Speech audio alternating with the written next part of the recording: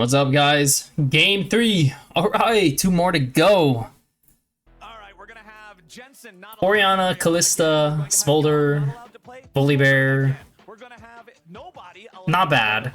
specifically Umpty after that game number 1. And It's not bad. I mean, Smolder ban is actually kind of interesting. Especially because, like, it actually was a problem. A legitimate problem. Which is a little sad because it should have been, and yet it was. Renekton. You're not afforded that luxury on the blue side. Got to take away some of those just universal Interesting. picks the Renekton go to too easy in too many situations, as well as So if we're basing on how this is going, Tilia has held high priority. They only have one mid ban this time. One mid ban. Last time they literally had all 3 dedicated. They went back to Callista ban. Which, to be honest, it's fine. But, and they must be like thinking about maybe picking their full top side in the 1-3, possibly.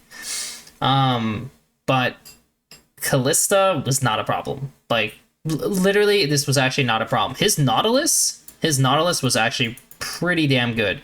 Interesting enough, the Renekton also was like, I don't think it's necessarily something to open up a champion per se. I think he literally did, Whippo just did super well on it. Nautilus did really well. Annie was like actually okay. Like this was like okay. And then what was the other pick that was kind of annoying for them? Inspired was on Lee. No, they could take this pick. They could take Lee away to at least deny this. And then this is not an issue. You can figure something out for this, and you can figure out something better versus this. And then they ban this. So this is like maybe the main thing they're gonna be checking in on. We'll see. But Rek'Sai. I'm not going to comment on this unless they lock it in. Have you been a fan of the top lane Rek'Sai or no? Varus. Okay, so we're taking Varus. And keep in mind for Masu, what I found to be true is like him being on picks that get push, that can harass. Like these are like the best picks for him when he's on shit like champions that are kind of just chilling out, not doing much, like scaling picks like Smolder. He's not good on this, and the team doesn't do well with him on this either. It's like they need these kinds of picks, so we take Varus, Callista's ban, and we take Varus, and he does not have a Draven. Got it. To deal with. I was watching some LCS earlier today, watching Broken Blade just bounce back and forth between tunnels over and over again. It definitely seems like it could be a problem. I will say it's also incredibly unfun to lane against. Yeah, it feels like no matter how the trade goes, you want the trade because he burrows and he heals the full. Just eat the dirt and heal back up. But I will say, you know, after Senna, that's a lot different. So Ahri was banned. I think Ahri was banned almost in the first 2 games as well. I believe TL was banning Ahri both games, so now it went through, and now they're eyeing it. Okay, I'm gonna be honest. This was terrible though. This was really bad. This is like okay. Like this is like okay. It sets you up for a Nautilus. Obviously, they could pick Nautilus themselves, and then you're gonna go TK. But then it's like, well, we're Varus Nautilus. We get like, okay. This is again. Remember, this is like the one time where like Senna TK is actually like not bad into the Nautilus lane, but like Jinx Nautilus or like Jinx TK. Or even Varus TK is not necessarily the greatest. I do not like Annie blind pick though. Yeah, see, they take the this is what I'm saying. Like, obviously you're gonna take the Nautilus away because it did so well, which makes me believe like, you know, couldn't they have just taken it? I mean, like they already took Varus, so I mean Ashe is open, but if you're taking Nautilus, like, are you really gonna go Varus Ashe into it? I mean, I guess you could. I don't know. I also feel like I would have prioritized the Lee. At least for me, I feel like I would have prioritized Lee's as FlyQuest because he did so well on it. I mean, they have to take TK. Like, that's like the thing I don't like about this draft. It's like they're forced to take TK now because they picked Senna with Annie, and TL knows this, and they get Asol, who's completely unbothered by TK. Like, TK can't cancel Asol's, like, W. Annie can, but TK can't. So that kind of sucks. they are on red side. We're looking towards Blippo, some sort of spicy counter pick. He's gonna have the ability to go towards that. They're gonna need damage from jungle. And TK can only save one person in the Ace Soul R, so again, not the most helpful. Wait, how did they miss their ban? Goes this time around as we're into the second phase of the bans. I also just think red side, you have Senna, you have Tom Kench. We're getting spicy jungle top. We From got a no FlyQuest, ban. Is that right? correct? Well, we'll get an update on if that was actually a misban or if that is a UI error. Either way. That's weird. So they have a soul. I'm trying to think. You don't care about Vise so much. Xin Zhao is not half bad for buying time. There's also Sejuani in the mix, but you have TK who actually does do decent into Sejuani. Rel. Oh shit, that's definitely the ban. I mean, them having Rel Nautilus, and then they have some DPS top. I mean, they also, like, you know, again, I think Jax is also pretty good here. So, like, these two picks are pretty damn good. And then you just have to throw in, like, something in top lane. I mean, he's been playing Cassante, and you can play Cassante into this if you want to. We'll see. They are on red side. What do they care about banning? I mean, again, I probably do ban the lead. Like, I do think, like, he Inspired played it pretty well, and when he has a champion that actually lets him be a little fluid, it's really good. Lee, Viego, like, those are like the two things like I think of. Of course, he may have like a top ban he's really scared of, which I'm not sure if he does or not. So we'll see if they're going to target something in top lane. They're going to need damage from jungle and top. And it could look towards something like Lee Sin once again. That's working really well for them. Obviously pairs well with the Annie also. User error on FlyQuest. There's the Lee Sin. Forced to lose the ban. So only 4 bans for FlyQuest is not skill issue. They were too slow locking it in. A true skill issue indeed. As Team Liquid said, you know what? Inspires Lee, pretty damn good. Yeah, I agree with this ban wholeheartedly. Take that thing out of the game. They do not want to mess around with it, especially because look at what FlyQuest already have laid out for themselves with a Zenith on Kench lane bottom and an Annie mid. It would have been so perfect. See, damn, I'm good, right? I think Rel is kind of necessary. Again, the reason why it's Rel is because if you're running these champions, like, imagine the Rel in this mix. Like, you don't do anything. And your DPS is already pretty low, so you need a high DPS top laner. So they actually... I said Lee and what? I think just Lee Sin is all you need. Oh, Lee and Viego. Because I'm trying to think, is there a top lane champion of Doom that adds a lot of DPS? Viego adds DPS, so banning Viego is actually pretty good still, because it, you know, it's a carry. So that handles that. I'm just trying to think, is there any top lane pick I could think of that would run you? Like, Olaf? Like, is Olaf scary? Darius is not. I know that for sure. Not especially against Acel, it's not scary. Mord? Not the best. Not really a DPS pick. I don't think he has anything. Honestly, keep on targeting him. Follow it up here. See what they can go with. The Vi is still available. Vi and Xin Zhao, both options for AD junglers. Really looking at some of the AD junglers. Let's see what this last is. The Rel taking off the table. FlyQuest will spin their one second phase ban on that tank. Engage. Powerful option there. Let's see. Team Liquid wants to utilize all their time thinking. Oh, they do ban the Olaf. There you go. He's the kind of guy who would slam an Olaf. So it was, that was like the one pick they thought that... I mean, yeah, they take Viego, so, I mean, that was very obvious. But so if he's taking Viego, that means I'd probably for sure just take the Cassante again. Like, I take another Cassante, and then I take... what was the picks that I was thinking of? Xin Zhao and Rel? Xin Zhao's not half bad. Oh, Jax! Cassante Jax? I was thinking of Jax, wasn't I? Jax? TF? Oh, dude, I forgot he picked TF. That's interesting. Because if he picks Cassante, yeah, he does have like some pretty good counters. This is a little bit uncounterable. Generally, it's like pretty uncounterable. So he's gonna take what into that? GP? That's wild. Especially because he's a ranged auto attacker. So he can actually kind of deal with the barrels. That's wild.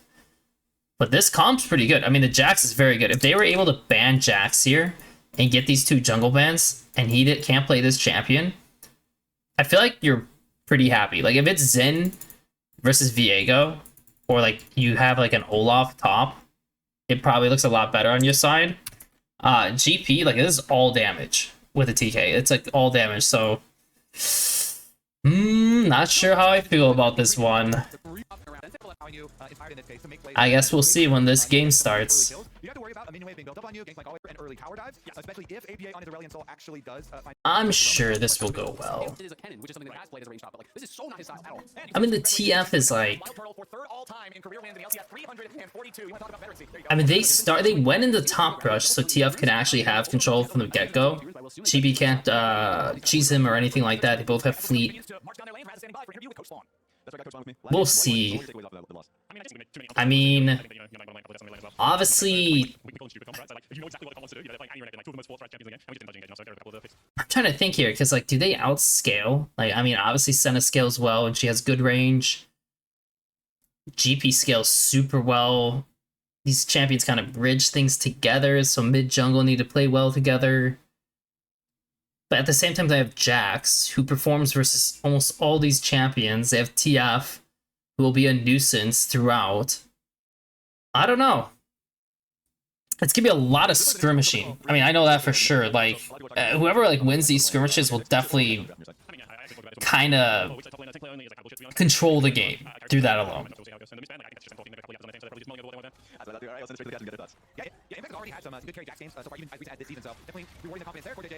Well, that sucks. But as you notice, it's still not as bad.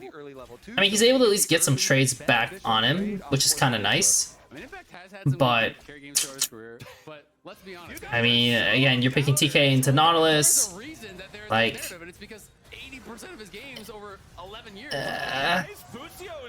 he had to start E. Oh my god, he already has the TP back. Poor JJ's Nos is too good. And meanwhile, look what Umpty does. So Umpty is shown invading on 2 different wards, and Viego did he do He did Raptors, Krugs, and booked it down here when he saw that his bot lane did not have priority. So he figured Umpty, who's a big counter ganker, would go for this, and he spares himself 1 camp. And now his bot lane is isolated. And like the cheesiest thing that Viego can do here is, assuming he knows there's no wards dropped, is that he goes for the Raptors. The only thing is that it's so risky because obviously these guys are naturally going to think, well, he's going to play for my Raptors. So they come back here and make sure it's safe. Now Impact obviously is like in a rough spot, and he doesn't have the ghost. Oh my god, he doesn't even have the ghost. He has no ward. He has no ward. And he just stuns him and runs away. That's actually insane and so good for them. Oof, that's rough.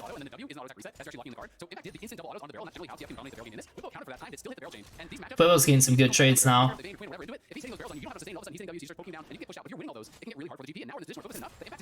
If you notice what they decided to do, the TL bot lane, so they could pull this and create a situation where he can be ganked, but as Jax, you want to prioritize farm, so even though you can go down here, this pulls, and then fish for a gank, they both have flash, and so there's a chance that they both could live.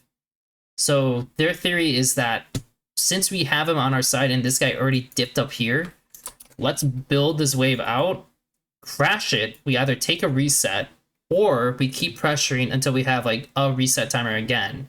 This guy can base and go to these camps and also help this guy. And it's generally just a lot more efficient. Let's see. Yep. A little bit more, even on the back end of the piercing arrow. Like, if one of the FlyQuest bot laners did not have flash, it would be worthwhile for Jax to fish this one time. But it's just, again, because like you don't want to leave your top camps exposed, your top laner kind of needs some help anyways, and generally it's just like, we'll see. Also, this Varus already got his base. He bought boots. Not a lot of... That was not really worth it. I don't know why he did that, actually. I actually have no idea why he based. He should have just stayed. Because then when they built this wave, one more time, then he could get a much fatter base. In this case, he kind of has like nothing to do. And so it looks like what Umpty's doing, Whippo needs the base, Annie's on a move, but Nautilus has first move. It's very obvious Nautilus has first move, and they insta-do grubs. That's good. He even puts a pink down. I don't know if that pink's actually worth it, but they have it.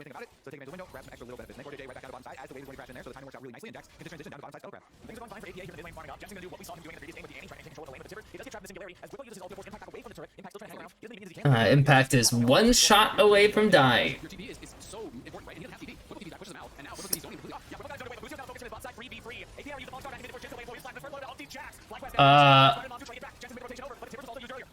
That's quite unfortunate for FlyQuest. Huh. So in this situation, you know, he did the 3 grubs. Like, he did these 3 grubs. He skipped this and skipped this, and he booked it down to do Dragon. Like noting that Viego will most likely be down here as well, so he's dropping camps to do this. Yes, he did the grubs. It does help with XP and such. And he could give over the Dragon too if he really wanted to get camps and become like even stronger. But he opted to do this, and the way FlyQuest responded, which I don't know if they know how many camps he's actually done. I feel like you would note what his camps are at this point, especially if he's on Dragon. There's no way he would just be on it. And Busio just like goes for it. And I don't know why, because Annie's on a base and Acel can move. Like, Acel's conditions are good enough. Like, he definitely can just move for this play. So by initiating this, you have to one-shot. And, you know, Varus has flash, like, you're never gonna hit him. And like, they're just waiting for Acel to come.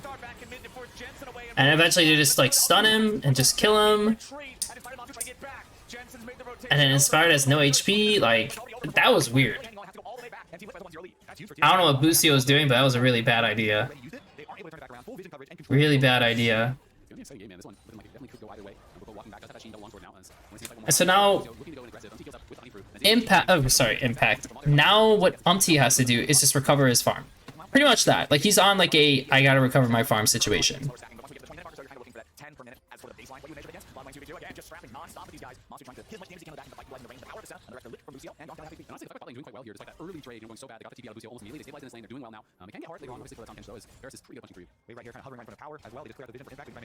Umpty needs the base.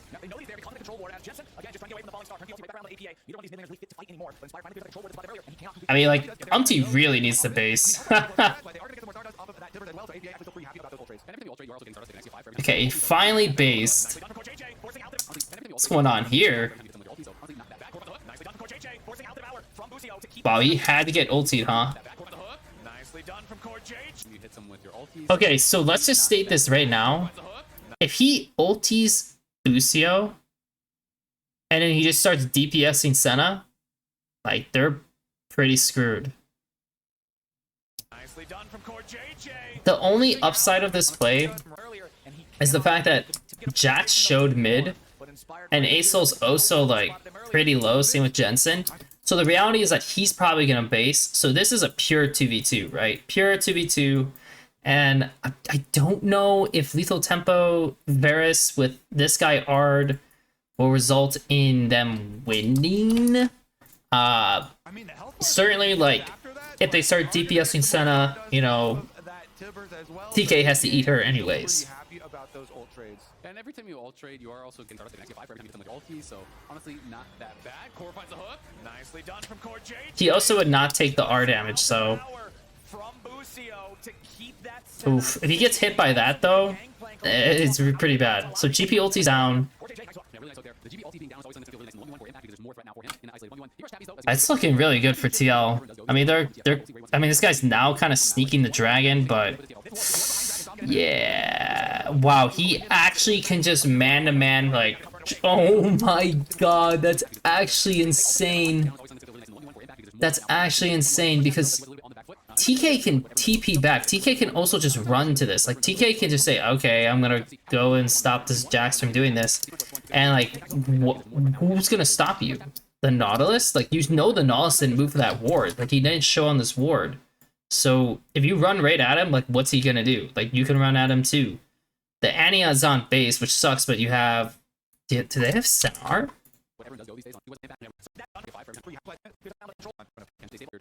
I believe they do. Yeah, it's definitely up. So they have Centaur, and so TK could... Yeah, TK just runs at him. This ward behind Dragon saw him get in there. Okay. I guess he's just worried, because, like, this guy could just start whacking on him and kill him, but at the same time, Inspired's gonna be there and start whacking on him too. And you have Centaur, and if he kills Jax, if Busio dies but Inspired kills Jax, it's good. But they like flake. And then who's basically doing this without his bot lane and just his mid laner, dude, he just takes it. That's crazy. Man, that must suck so much, man. If I'm Inspired, I'm just like, I gotta just do grubs. Like, guys, I can't let them get this shit at this point. Like, this is not okay. And what does do? Did the dragon, does red. He literally sees these guys crossing. Like, they're showing it all. He's crossing. It's like, dude, you want my 3 grubs? Like, I don't give a shit. I'm just gonna go out down here and get like 3+ plates with my Varus. Like, good luck in life. Like, that's literally what's happening. Like, I'm almost certain Inspired is literally tilted from seeing them take the dragon that way. I mean, Busio is definitely dead. And they're definitely gonna farm plates.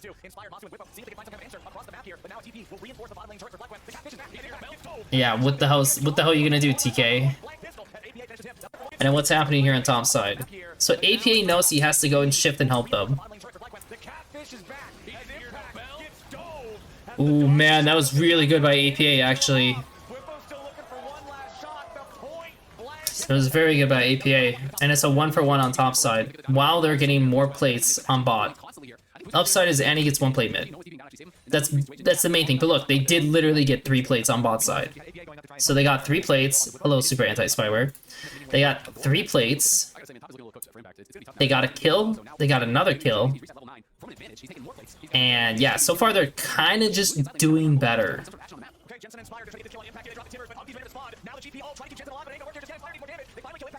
He's dead. Holy shit, what is happening? So FlyQuest, Display died, and do they know where is? I mean, that's like the main thing. Do they know where is? Because came down here, and they killed, and then he left, and he even based just in the brush. So, like, technically, like, could be down here again. You know, he could be doing the camps. They would have no idea. And they're doing this top play. And so... And they have no deep wards. Top is looking... He has infinite mana. He's going to be pushing, and he's reached that level 9. I gotta say, man, top is looking a little... He has infinite mana. He's going to be pushing, and he's reached that level... I'm trying to figure out why is figuring this is going to happen at this point. So he took grubs... And he showed and he left Diego. And he's still on top side. His ASOL, it's probably just because Impact has no sums, no? Like, that has to be the only reason I can think of. Because there's no vision here. Like, this is, like, really blind.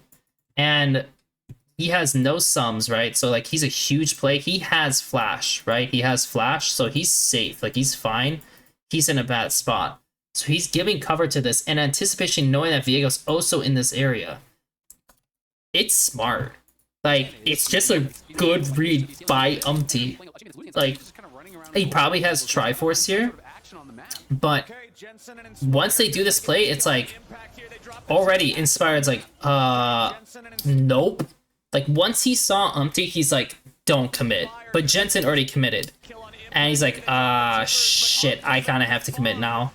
So like now Inspired's committing to this, and whatever's happening in mid is like, I don't know, maybe Whippo just thought he could fight, but he doesn't have flash, and he just dies. I mean, that's just that's just so bad. That's so bad. Like, what do you do?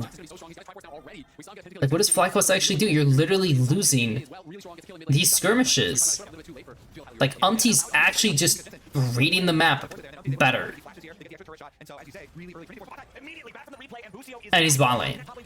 Like, he's playing Jax, he's down 15 CS, but he's literally making plays.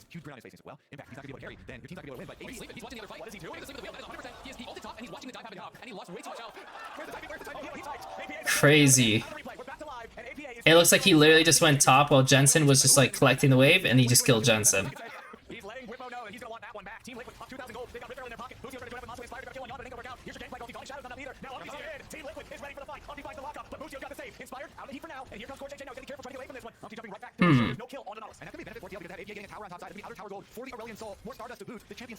Top shoved out. This guy can base. Annie will slow push top. Dragon's already dead, so Acel can look one timing on bot side, but preferably he would have gone straight top, because there's really no ideal timing on the map for him to do anything bot side anyways. Like, if they find a play, that's really cool, but it's not really necessary for him to do this. Like, he could have just gone straight top and shoved this out, and everything would have been pretty smooth. Like, if you think about it, he would have came back here, then Annie would shift over, they would have still had, like, control of this area. It just wouldn't be as strong. Like, maybe you can't push it this deep per se, but, like, you know, you have strength. And then once you establish this, he would roll up here, and they would roll up into top. So, like, you know, he would establish going into here. They have this control, which then transfers into him moving over here, which transfers them moving into here. And it becomes just a complete overall map takeover where TF can spawn over here. He can even stay in bot and keep things, like, occupied. But so be it. They did a 2-1 lane control situation. Like, they can't fight. FlyQuest definitely can't fight in these situations. Annie doesn't have TP. So for them, it's like, okay, well, let's just shove it down, because like the Annie's literally just pushing top in. And funny enough, this is something Jensen does. And this is like where Jensen has gained value when he's played like Orianna in this year. Is that he's playing a scaling pick, and no one's minding his, like, his business, and Jensen can just shove out a wave and hit the turrets and get gold, and it's actually effective. And Annie doing this doesn't matter. Literally does not matter that much.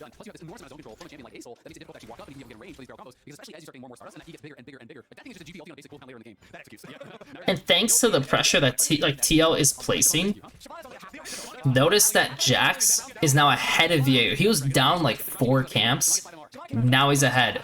Purely from the fact that, well, okay, well, that was just kind of funny. Purely from the fact that, like, they're just able to pressure, like, the lanes better.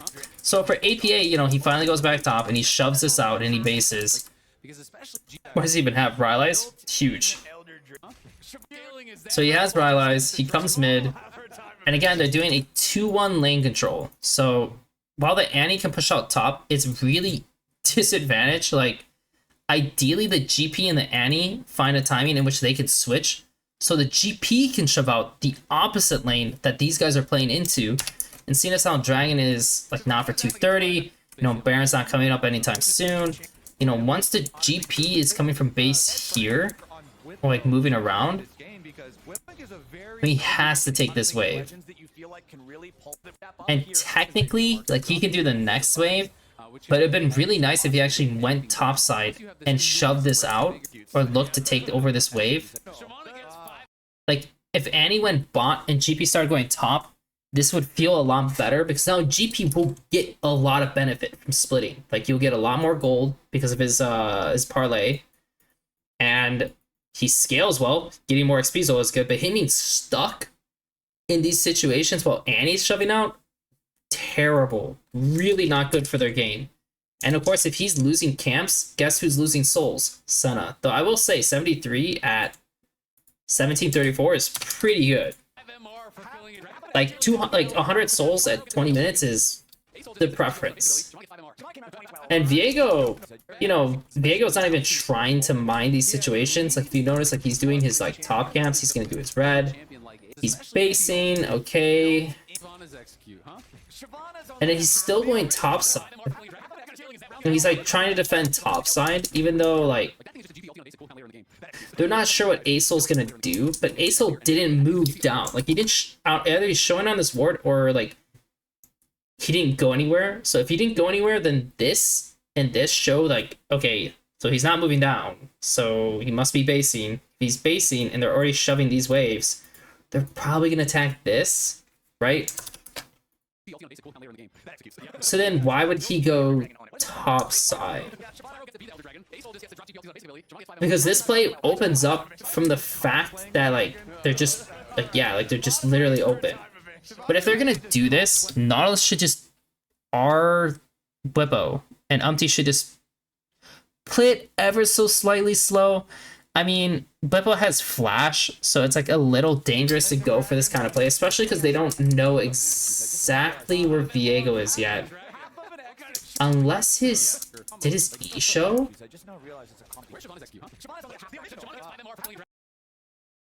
I don't think he used E. Because if he used E around this wall, yeah, then they would have just committed.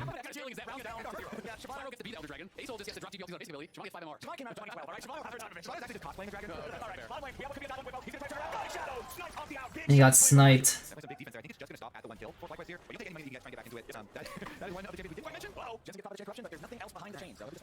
Yeah, no deep vision here for Team Liquid, so they knew the rotation was coming over from inside. Lucio, don't overchase there. Even if you hear so 3-0 and 0, that's early soul for APA, 174 stacks. Like I was expecting, around 20 minutes and 200 where equalizing from there. It'll just become more and more of a frustrating issue for FlyQuest. Team Liquid will be happy to get resources to this infinitely scalable. A little ambitious. A little ambitious. APA is in such a critical position right now. Some people get the vision and they're rotating over, but the plan is try and play this flip push. You got TF here with double mobility summer spells and a static shift with annihilate minion wins. And these are the last couple lower bracket runs that we've actually had, and it resulted in wins. I was actually looking back over the last couple years. It's actually about 50-50. Almost exactly 50 winning from the upper bracket versus the lower bracket. So people always talk a lot about, you know, lower bracket playing their games versus upper bracket kind of time to compare specifically for one team. But this is another one where I think it's a little bit too close to tell. And in this mid game, I think the critical issue is going to be how does FlyQuest deal with the Team Liquid split push? Because the Impact is not going to stop. Static shift puts it with double mobility summoner spells, and that Fed, Aurelion, Soul are really good side laners. They can push in both sideways and then look to make plays. So it has to come from something surprising here with an anti-stun or an inspired stun, making use of their flash, and then you know, Gameplay just trying to pick people off. But TL, if TL are careful in their split push, good, they should be able to accrue multiple advantages. There's an argument for later on. For actually just putting Jackson aside and have GF have impact. The Milky Way argument, like that, and then be able to just ult the side lane actually things like Jackson and whatnot. Jackson's going to go so on the side lane and Numpty lights his out in that fight, just chunks out. They're doing such a good job with this, TL. Like, the Ace shoves top, and he's mid, right? It's a natural shift, back top, comes back mid, back top, comes back mid. So he's seesawing back and forth between these lanes. Like, FlyQuest is not trying, is like just not interrupting this. Like, do they not have a single moment where they can interrupt this? So when these guys shove up mid, obviously like their dueling is a little prone to situations, but they haven't taken this vision yet. So if they haven't really like cleared out this vision yet, it's not the safest thing to do, and it's not happening. So I'm surprised to not see Viego or like someone like go up here and try to do something. Granted, I will say that it kind of needs the Annie as well involved, because it kind of needs the Annie.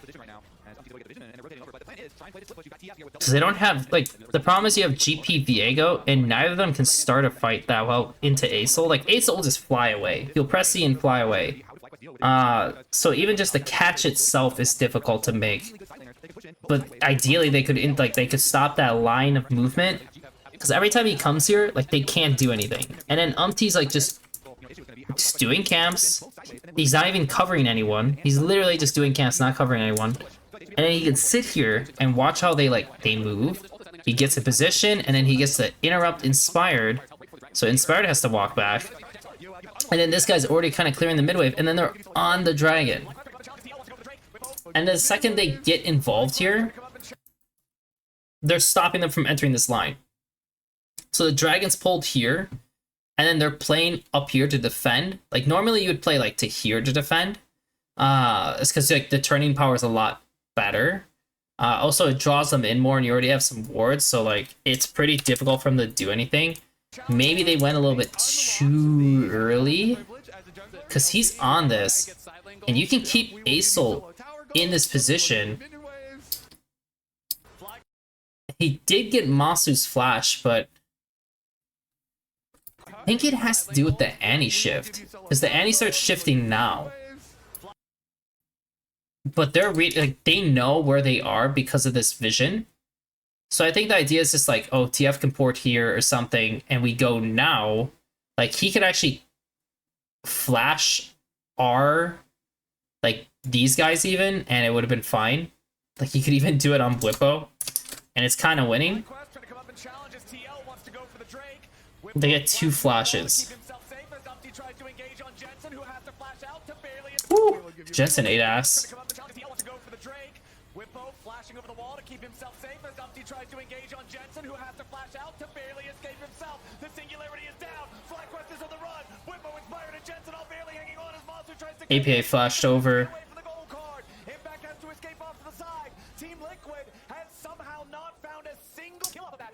But they do get the dragon from that. But I would say, looking at that fight, Okay, now, oh no, Busio. The Tomcat trying to flash out and live through it. The thick skin. He gets on the wall, and Busio lives. I gotta say, I'm actually shocked that he bought Heartsteel this late in the game. He's gonna get no stacks on that thing. On the side. Yeah, currently max health. we'll see at the replay. In these fights where you're supposed to be getting these stacks, it just doesn't really have a lot of value unless you get early stacks. Like, they're walking in blind, and they have double pinks here, so they'll see everything, right?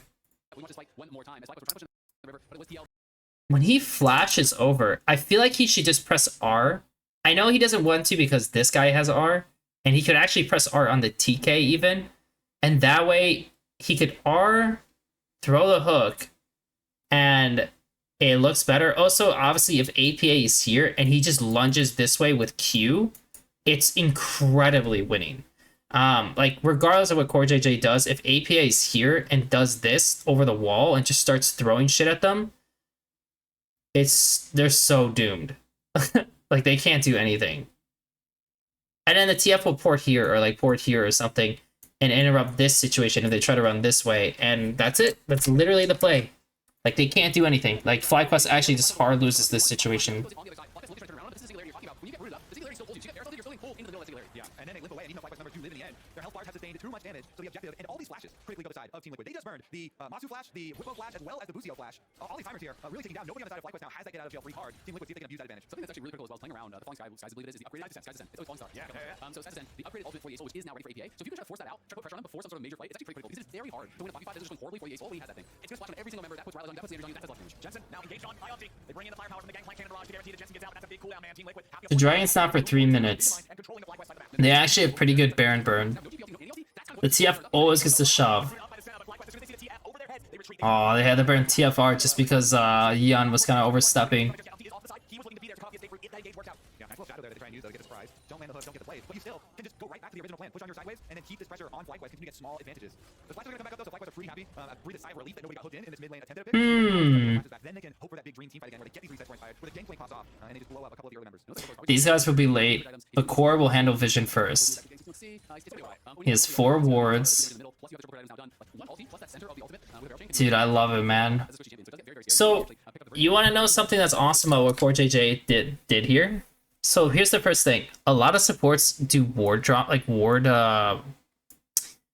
they drop too many wards all at once. He has like already decent vision on top side from the get-go. So if he already has decent vision, like why expend these ward charges? Just sit on the map, let your team set up, and then when you can get better wards or like you need to replace expiring wards, then you place them. And that way your upkeep, your presence on the map is longer, right? Like it's literally better. And this is like something that like a lot of sports struggle with, but not Core. Like Core actually thinks about it, which is really good. So props to him. I mean, like he's moving in like early too, which I mean is very common for supports to do, right? Like you're usually ahead on your base timers compared to your allies because they're waiting on like real worthwhile items. But he kind of goes the wrong way here. Kind of goes the wrong way, but then these guys forget about Jax, so Jax gets a really fat stun. I just want to see how this goes, because at this point, obviously, if he hooks this guy, it's a lot better than if he hooks this guy. Like, ideally, he doesn't throw the hook this way, but like somehow he hits Jensen, of all people. Busio doesn't, like, actually walk away from it, does he? Okay, well, I mean, Jensen really should not get hit. Also, TK getting hit by this, optimal. But Ace Soul has the TP in.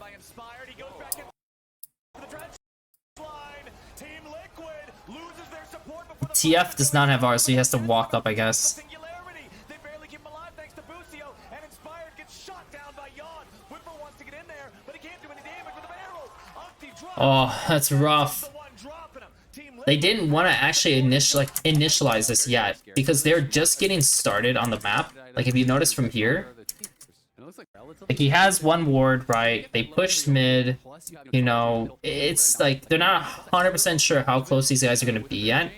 So he still has 4 wards. Acel then just needs to push top. You don't need to go in yet here. Like I know they can get the wards per se, and if they want to, like, yeah, I guess technically you could go this way, but then you're like away from mid lane. Like the next mid wave is coming, so this doesn't matter. They just need to go back here and shove this out, and then Acel gets this, and then they overtake this. Like that's all they have to do. So they're kind of rushing the steps here, TL, and Inspired knows this. Like Inspired's like, this guy's kind of caught out, and you know, Core JJ doesn't. Like I said, Core JJ doesn't have to go back in here. He doesn't. But he kind of does, and yeah,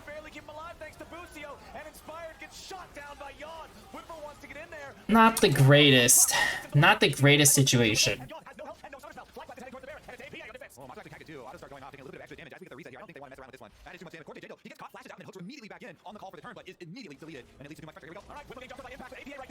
Well then, I didn't expect that. They literally saw this guy on the ward, and they went for it. Holy shit. And they have all these people showing on the map. Like, TK is showing here, and they knew Annie was coming from base. Like, Annie could try to TP top, if she really, and she does, actually. But it's too late. That was just a good pick by Impact. I mean, it was a good call. A good heads-up play to realize, like, they could just literally murk this guy. Viego doesn't have flash. And they actually just get Baron off that. Man, this team, honestly, this team is pretty damn smart. For comparisons towards what I've watched, this team actually is kind of smart. Not the best timing though, but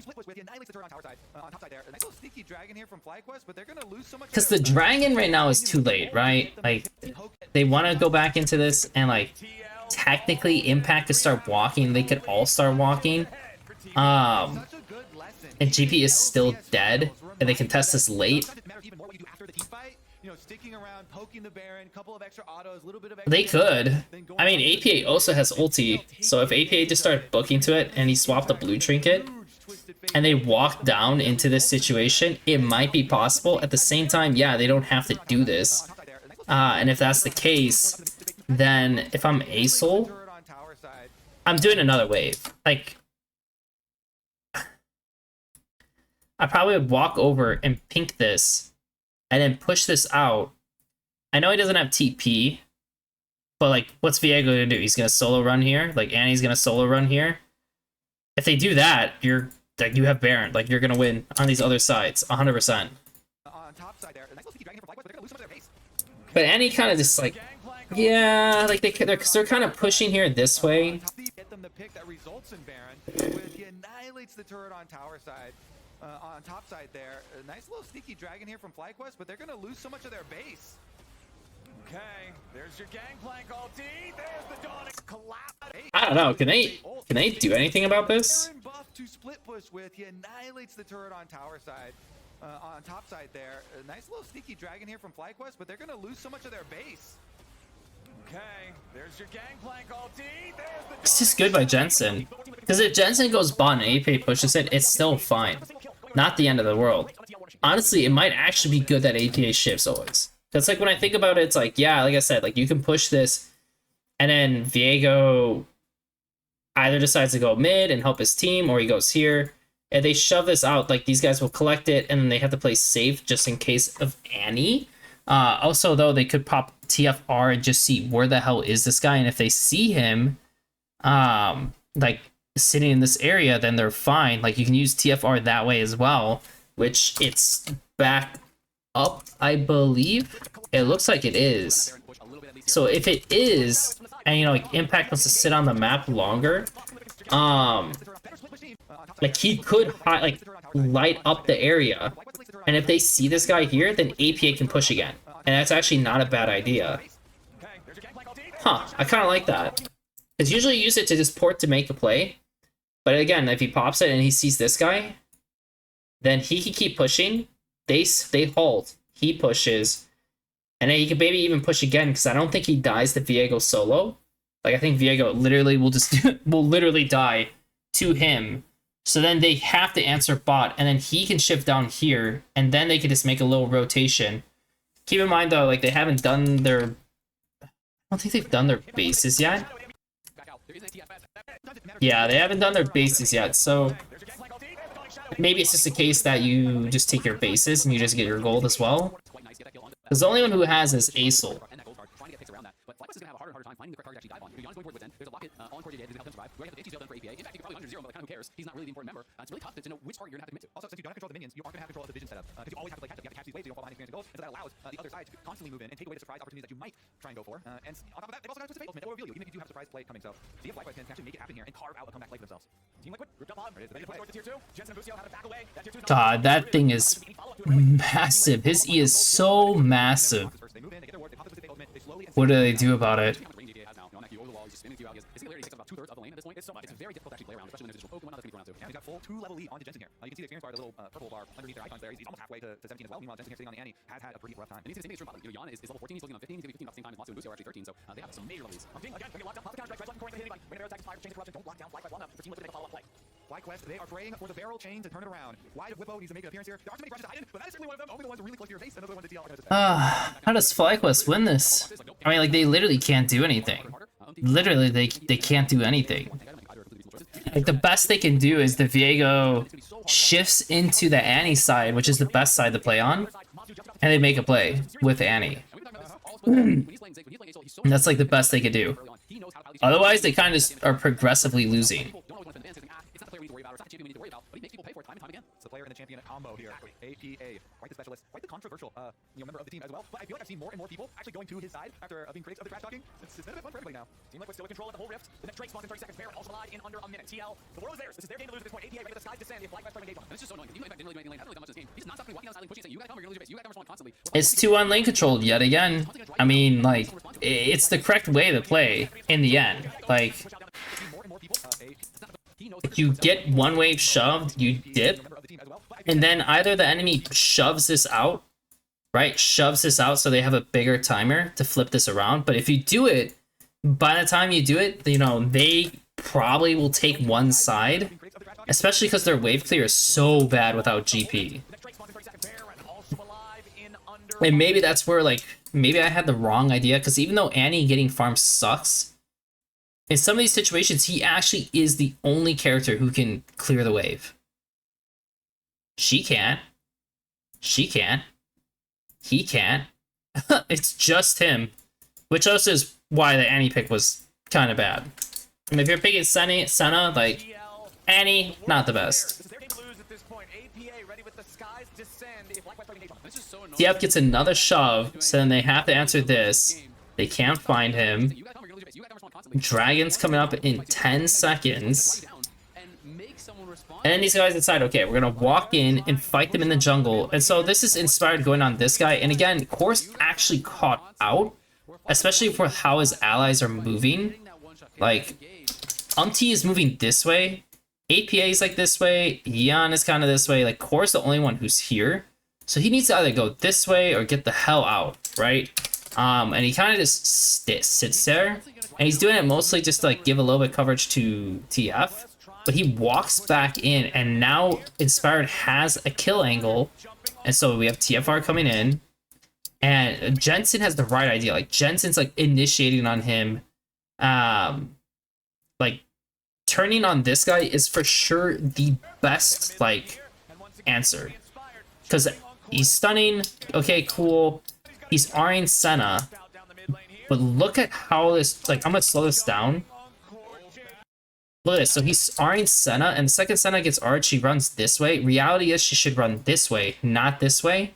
by running this way, she's gonna knock up GP, so he's not gonna be able to DPS, and this guy's coming from the flank. So this is the worst place to run to. The worst place to run to. Also, guess who's attacking them? The TK. Like, why is the TK on this guy? The TK needs to go to his true carry. Like, his true... Like, these are the two carries. These are the two carries, and then this is, like, your other carry, right? These three people. This guy, useless. Like, this guy was useless shit, and he's done. So why are you offensively attacking as the TK? Explain that to me. I have no idea.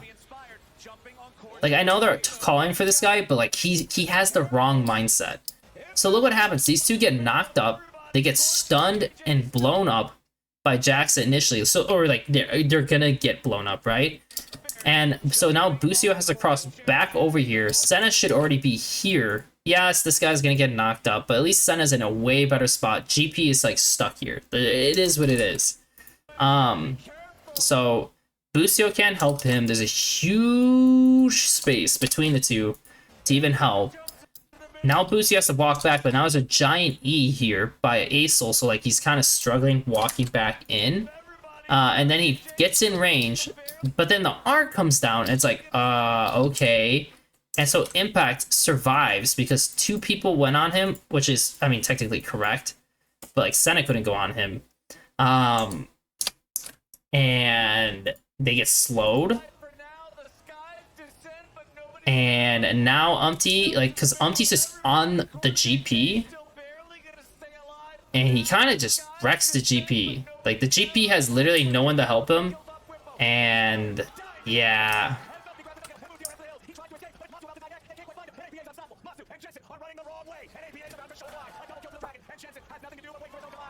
Yeah, and that's the game. Literally, that's the game. So, a lot of this game, as I said, came down to the skirmishes, though. Like, there was some pretty big-time skirmishes that, like, just failed horribly. Like, the top lane one, where, like, Viego's like, oh, yeah, we definitely shouldn't do this. And then Annie's still committed, and they both died. And then the GP also randomly died here. You know, like, the dragon situation with Busio just killing himself, and then Viego gets super low, they get dragon. Or the situation where Jax is just doing this, like, the second dragon, or the, sorry, I think it was still the first dragon, because they never took it. Doing the first dragon, and he had, like, almost no backup besides an Acel. And Busio is a coward, he doesn't want to trade his life with Viego, and they get, the guy just gets dragon for free. He gets grubs, dragon, then he gets to attack and get 3 plates bot lane, and then he gets to come back and recover the top side. Like, I don't know. I don't know what's going on with FlyQuest, but MVP, Umpty, 100%. Second MVP, APA, 100%. Good shit. Next MVP, Impact, 100%.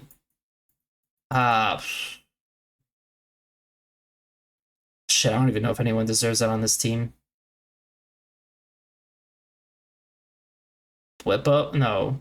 Inspired? If there's anyone on FlyQuest, it's Inspired. But for sure, these two were like the big contributors towards this game. 100% huge contributors to this game. And yeah, they played the skirmishes better. They had better reads. Umpty was really on top of things, and yeah, it's kind of looking like FlyQuest is just, I mean, they're just so dead in the water. It was such a flat comp too. It was not a good draft. On the game 4.